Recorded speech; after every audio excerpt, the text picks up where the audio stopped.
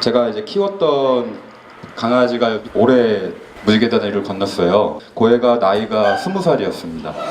많죠? 네. 사람들이 많이 물어보는 게요. 뭐 먹으면 좋아요? 이렇게 많이 물어봅니다. 토마토가 좋으냐, 오이가 좋으냐, 사료가 좋냐, 생식이 좋냐 이렇게 물어보게 되면 대상이 없기 때문에 제가 답변을 드릴 수가 없습니다. 그렇죠? 그 다음에 뭐가 또 빠졌냐면은 얼마만큼이 또 빠져 있습니다. 그쵸? 질문 내용이 좀 바뀌면 답변을 하기가 편해요. 말티즈인데 8살이 됐고 결석 수술을 했다. 그리고 얘가 중성화가 돼 있고 예전에 아팠던 적은 별로 없는 애한테 하루에 2번 연어 오일을 0.1cc씩 사료에다가 2번 이렇게 해주게 되면 어디에 효과가 있을까 이렇게 물어보게 되면 바로 답변을 드릴 수가 있습니다. 자, 논란의 음식물 중에 이런 게 있어요. 글루텐 프리라고 혹시 들어보셨습니까? 전 세계 시장에 사료가 많이 나오고 있는데 근데 이제 글루텐 프리는 어디에서 시작됐을까 판단을 해보면 사람한테 와 있어요. 어떤 사람들은 글루텐이 몸에 들어가게 되면 소가리를 합니다. 설사를 일으킨다거나 많이 문제가 있어요. 그래서 사람들이 연구를 해봤대요. 과연 개하고 고양이에서도 그럴까? 개에서는 글루텐에 대해서 민감하게 반응하는 품종이 있습니다. 어떤 품종이냐? 잉글리시 셰터라는 품종입니다. 다른 개에서는 없다라고 나왔습니다. 고양이에서는 레어하다라고 이렇게 나와 있습니다. 그러면 왜 사람들은 글루텐 프리 다이어트에 대해서 열광을 하느냐? 그거는 바로 개하고 고양이로 봐야 되는데 사람으로 보기 때문에 그래요. 나도 글루텐에 대해서 문제가 있으니까 우리 개도 그럴 것이다 라고 해서 글루텐 다이어트가 상당히 마케팅적으로 많이 쓰이고 있습니다. 그런데 팩트를 체크를 해보면 그렇지는 않습니다. 이 질문은 상당히 난해한 질문이에요. 여기 앞에 주어가 빠져있기 때문에 그래요. 심장질환이 있거나 간질환이 있거나 결석질환이 있는 경우에는 오히려 단백질을 낮춥니다.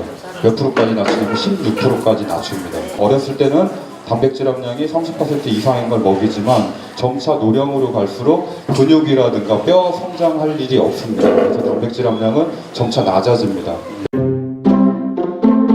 제가 팩트를 얘기해 드리면은 영양학하고 눈물이랑은 크게 상관관계가 없습니다. 눈물 쪽에 많이 문제가 있다 그러면은 대부분 외과적인 문제일 가능성이 있습니다. 눈물이 흘러 넘치는 이유는 3가지 이유가 있어요. 첫 번째는 눈물샘이 커지는 경우입니다. 확대되는 경우에. 그런 경우에는 외과적으로 눈물샘을 3분의 1 정도를 잘라주게 되면 눈물량이 적게 나옵니다. 두 번째는 눈물량은 정상으로 나오는데 이 관이 막혀 있는 거예요. 코로 가는 눈물샘 관이 막혀 있는 경우에 관을 뚫어주면 됩니다. 이것도 수술로 가능합니다. 세 번째는 계속 뭔가가 이렇게 자극하는 경우입니다. 눈썹이 찌른다거나 이물질이 있어가지고 자극하는 경우에는 눈물량이 이렇게 많게 됩니다. 나이가 많이 들게 되면은 즉 자국이 나는 게 정상적인 겁니다. 그래서 아침 저녁으로 화장솜 있으시죠? 그쵸? 흡수력이 되게 좋거든요. 그걸로 아침에 한번 저녁에 한번 꼭 이렇게 눌러주게 되면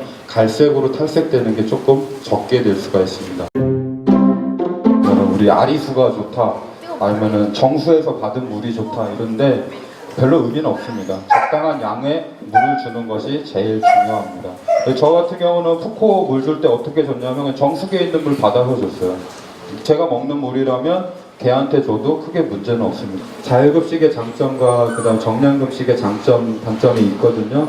근데 노령견이 될 거를 대비를 해서 정량급식을 주시는 게 좋습니다. 안 먹었었을 때는 고양이는 그렇게 하면 안 되지만 개들은 가능하거든요. 건강한 상태라면 밥그릇을 치워버리십시오. 물그릇은 치우면 안 되시고요. 밥그릇을 치워버리시고 눈을 마주치시면 안 돼요. 그래서 한 끼, 2끼 정도 굶게 되면 그 다음부터 끼니 때가 되면 잘 먹습니다. 수고하셨습니다.